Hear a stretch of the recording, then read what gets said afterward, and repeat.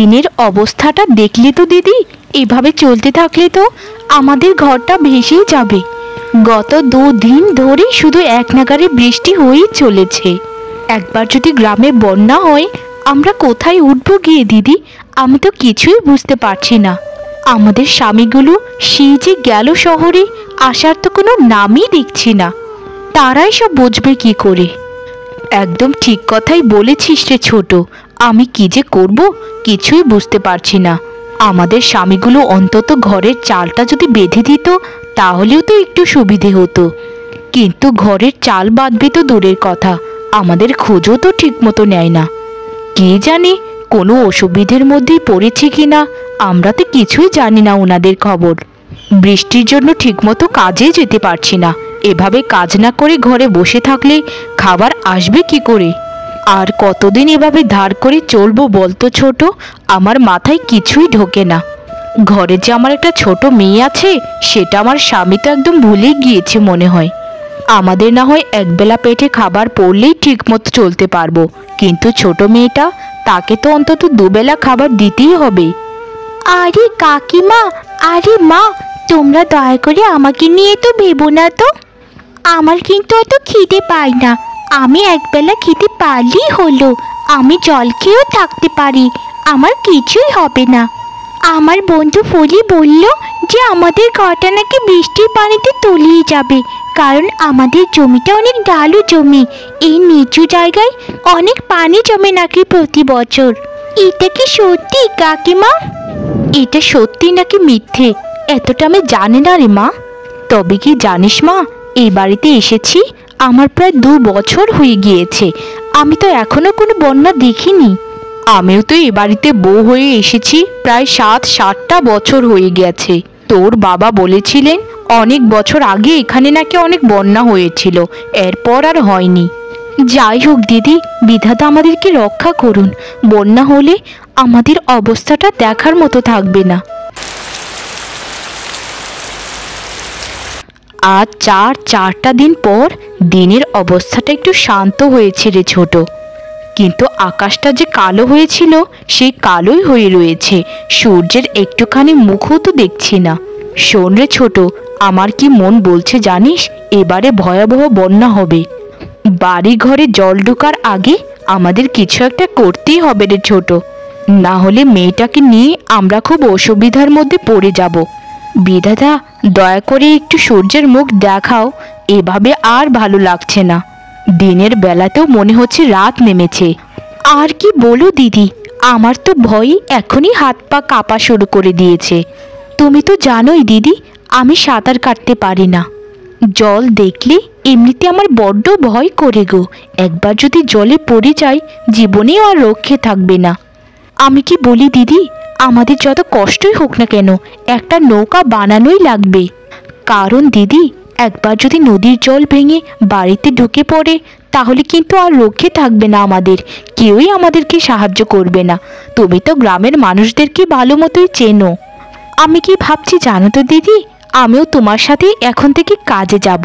তোমার সাথে সাথে যদি একটু কাজ করি 2 টাকা সংসারে বেশি আসবে, এতে আমাদেরই লাভ।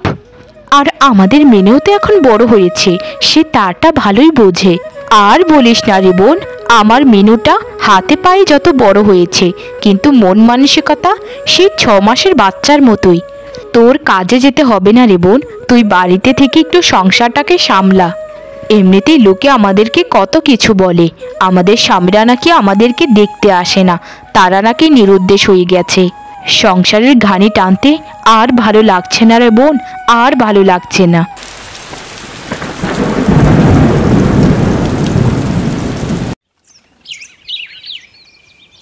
বাবা বাবা, কতদিন পরে তোমার মুখ দেখলাম গো, কতদিন পর তোমাকে দেখলাম।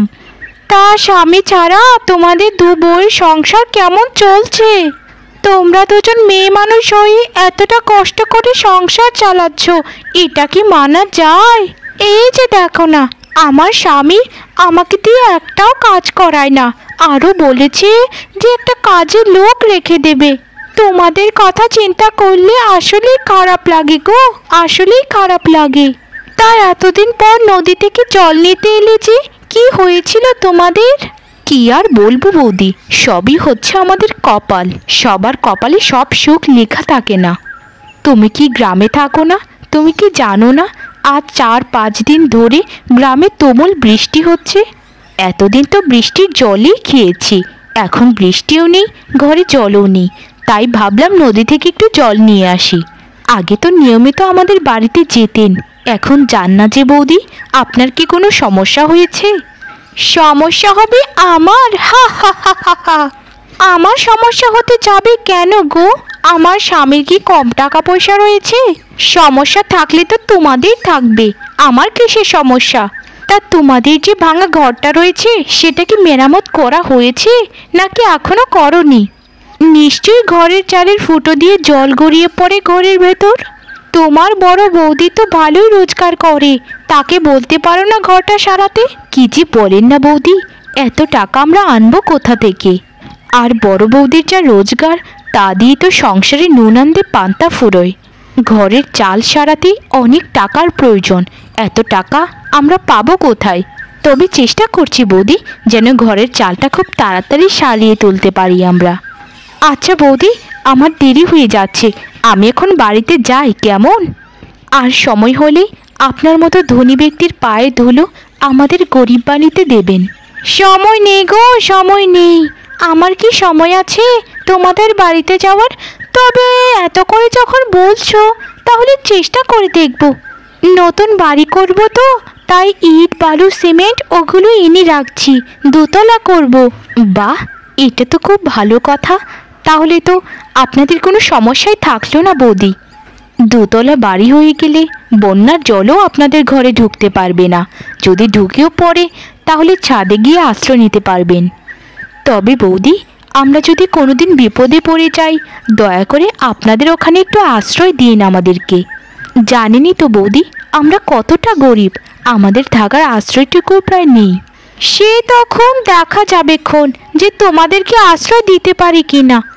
আর তোমাদের মতো এরকম গরিব মানুষদের আশ্রয় দিলেও দিতে পারি, কারণ আমার তো খুব দয়ালু মন, জানোই তোমরা। আচ্ছা তাহলে ভালো থেকো, আমিও বাড়িতে যাই। দিদি, আমাদের কপালে বোধহয় সুখ নামের জিনিসটা নেই গো। একটা দিন দিনের অবস্থা ভালো গেল তো আবার শুরু হয়ে গেল সেই মেঘলা দিন। আর পারছি না দিদি, আর পারছি না। এভাবে আর কতদিন চলবে বলো তো? এই বর্ষাকালটাই আমাদের জন্য অভিশাপ হয়ে দাঁড়িয়েছে। এবার তো দিদি আগের থেকেও দিনের অবস্থা আরও খারাপ হয়ে গিয়েছে। এবার বোধহয় রক্ষে নেই।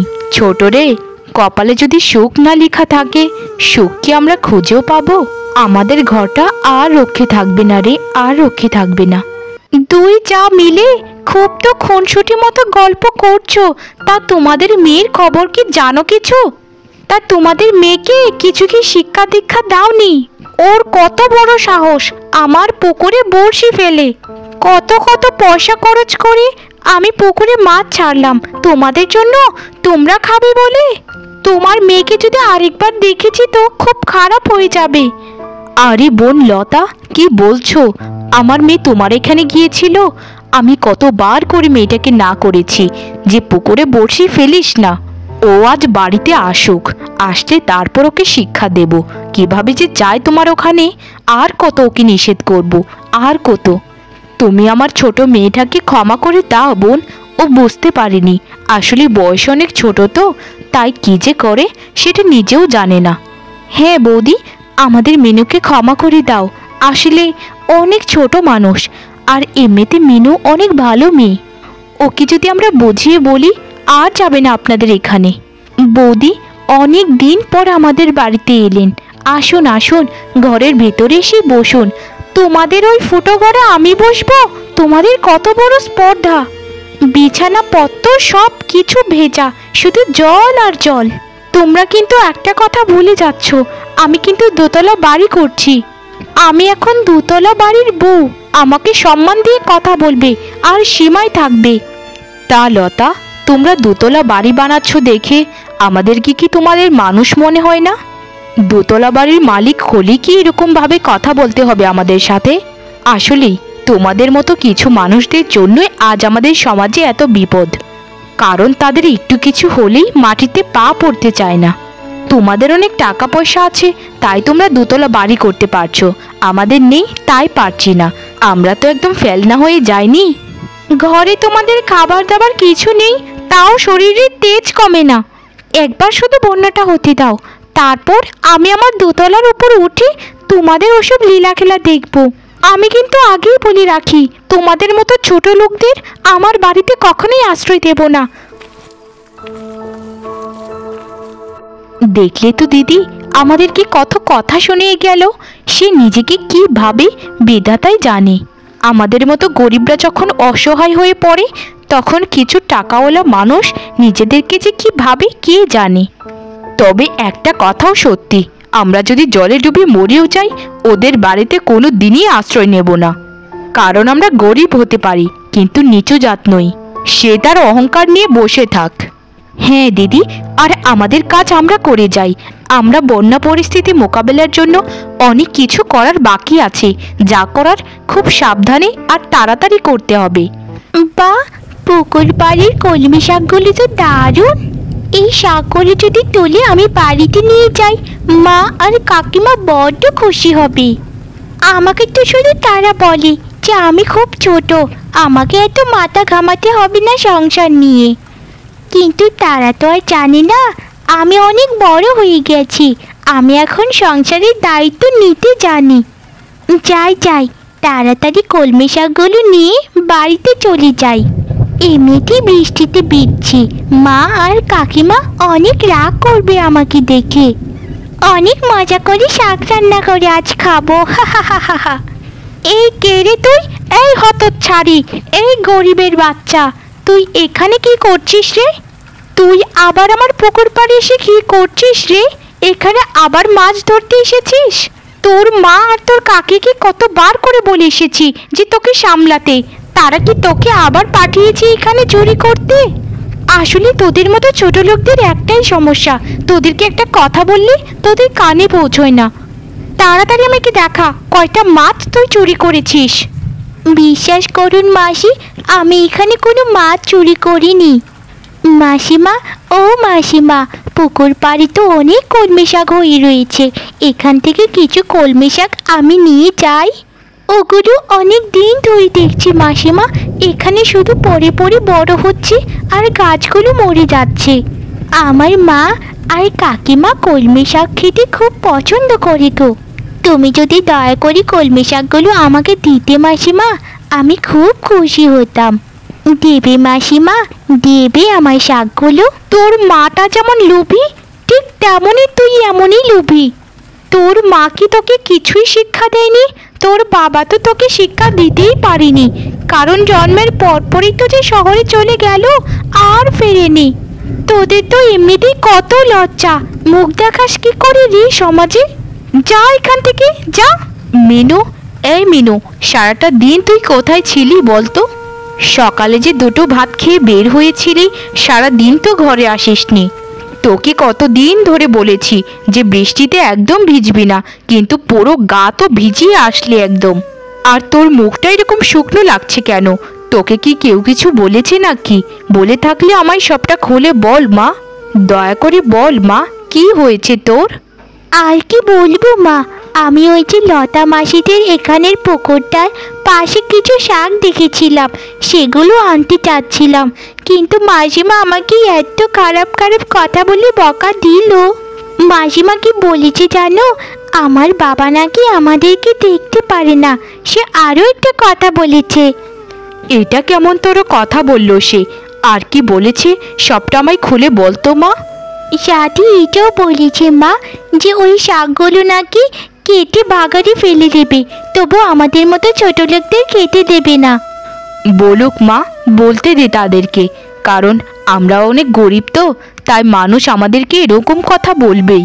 ওদের কথায় দয়া করে কান দিস না মা, এতে আমাদেরই শুধু কষ্ট বাড়বে, কমবে না। কি গো, তোমরা মা মেয়ে এত গল্প স্বল্প কি নিয়ে করছো, আমাকে কি বলা যাবে? রান্নাঘর থেকে তোমাদের কথার আওয়াজ শুনেই চলে এলাম। কে গরিব আর কার কথাই তোমরা আলোচনা করছো বলো তো?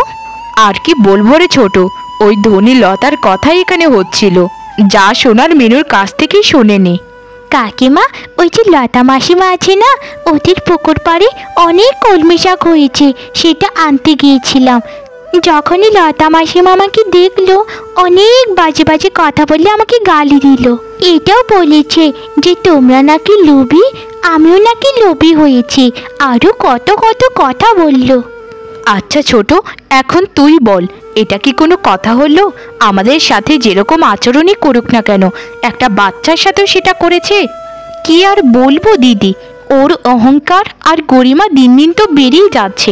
সেদিন দেখলি না, আমাদের বাড়িতে এসে কত কথা শুনিয়ে গেল। তবে সব কিছু উপরওয়ালার হাতে ছেড়ে দাও, তিনি একদিন এর বিচার করবেন। আমরা এখন আপাতত চুপ থাকি। ওদের সাথে কথা বলি কোনোভাবেই আমরা পেরে উঠব না, তাই শান্ত থাকাই ভালো।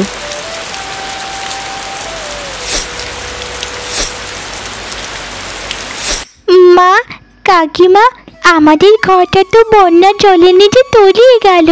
আমরা এখন থাকবো কোথায়? আমি তো কিছুই বুঝতে পারছি না মা। এ কি হলো গো? আমাদের ঘরটা জলে ডুবে গেল গো। এখনো তো ঘুরে ঘুরে বৃষ্টি হচ্ছে। যদি আমাদের নৌকাটাও জলে ডুবে যায়, তাহলে তো আমরা সবাই মারা পড়বো। আরে মিনু, তুই একদম চিন্তা করিস না তো, আমাদের নৌকো একদম ডুববে না জলে। তোর কাকিমা আর আমি এই নৌকাটাকে খুব মজবুত করে বানিয়েছি। তুই এত চিন্তা করিস না তো, আমাদের নৌকোয় আরও 8-10 জন মানুষ অনায়াসেই থাকতে পারবে, কোনো সমস্যা হবে না। আমরা থাকতে তোর আবার কিসের ভয় বলতো? দেখলে দিদি, তোমাকে যে আমি বুদ্ধিটা দিয়েছিলাম কতটা কাজে লেগেছে। আমরা তো বেঁচেই গেলাম দিদি, কিন্তু গ্রামের অন্য সব গরিব মানুষেরা কিভাবে কি করছে, কিভাবে কোথায় আশ্রয় নিয়েছে, সেটা ভেবেই তো বুকের ভেতরটা মুচড়ে যাচ্ছে। গ্রামের খবরটা যদি জানতে পারতাম, তাহলে একটু মনটা শান্ত লাগতো। এটা তুই একদম ঠিক কথাই বলেছিস রে ছোট, এটা আমিও চিন্তা করছি সকাল থেকে। তবে নৌকা নিয়ে আমাদের ঘরের সামনে দাঁড়িয়ে না থেকে আমাদের পুরো গ্রামটাকে ঘুরে দেখা উচিত, যে কোথাও কারো বিপদ হয়েছে কিনা। আমাকে বাঁচাও গো, কে কোথায় আছো? আমাকে বাঁচাও, আমি তো জলে ডুবে মরে যাব গো। আমার বাড়িটা দোতলা হতে না হতে বন্যা এসে গেল গো। আমি এখন কি করব? আমাকে বাঁচাও, কে কোথায় আছো? বাঁচাও। ও মা, তোমরা ওই দূর জানা, আমাকে একটু বাঁচাও, তোমরা একটু আমাকে রক্ষা করো। আমাকে একটু তোমাদের নৌকাটা আশ্রয় দেবে বোন? আমি সাঁতার জানি না বোন, আমাকে বাঁচাও। লতা বৌদি, আমাদের মতো এরকম গরিব মানুষদের নৌকায় তোমার মতো বড়লোক মানুষের পা পড়লে নৌকোটা ভার সহ্য করতে পারবে না বোধহয়। আমাদেরকে ক্ষমা করে দিন বৌদি, আমরা আপনাকে নিতে পারবো না। তা লতা, তোমার দোতলার খবর কি? আর তোমার স্বামী বা কোথায় গেছেন? এত টাকা পয়সা তোমাদের, তবু তুমি একটা কুঁড়ে ঘরের উপর আশ্রয় নিয়েছো, ব্যাপারটা কেমন সুবিধের মনে হচ্ছে না। কি আর বলবো বৌদি, আমার স্বামী আরেকজনের নৌকায় উঠে পালিয়ে গেছে আমাকে রেখে। সেই নৌকাতে জায়গা হচ্ছিল না দেখে। দয়া করে আমাকে রক্ষা করো তোমরা, তোমাদের পায়ে পড়ি। তোমাদের সাথে যা অন্যায় করেছি তার জন্য আমি খুব দুঃখিত, আমি খুব লজ্জিত। ঠিক আছে, তাহলে চলে এসো আমাদের নৌকোতে। তোমার মতো আমরা তো আর এত অমানবিক হতে পারবো না যে গরিব মানুষ ভেবেই লাথি মেরে ফেলে দেব। তোমাদের অনেক কৃপা গো, অনেক কৃপা। আমি অনেক ছোট মনের একজন মানুষ, যে তোমাদের মতো এরকম দয়ালু মানুষদেরকে চিনতে পারিনি। আমার এত বিপদের দিনে তোমরাই আমাকে সাহায্য করেছো। তোমাদের প্রতি আমি সারা জীবন কৃতজ্ঞ থাকবো বোন, সারা জীবন কৃতজ্ঞ থাকবো। আর আমাকে তোমরা মন থেকে ক্ষমা করে দিয়েছে তো? একদম চিন্তা করবেন না বৌদি, আমরা আপনাকে ক্ষমা করে দিয়েছি। ওসব পুরনো কথা বাদ দিন তো। আমাদের এখন থেকে এটা চিন্তা করতে হবে যে পরবর্তী দিনগুলোতে বন্যা পরিস্থিতিতে আমরা কি করতে পারবো, কিভাবে বাঁচতে পারবো। চলো দিদি, চলুন বৌদি, আমরা সামনে গিয়ে দেখি আরও কোনো মানুষ বিপদে পড়েছে কিনা। হ্যাঁ হ্যাঁ, তাই চলো বোনেরা, তাই চলো। আসলে তোমাদেরকে যতই দেখছি ততই অবাক হয়ে যাচ্ছি, এতটা ভালো মানুষ কি করে হতে পারে।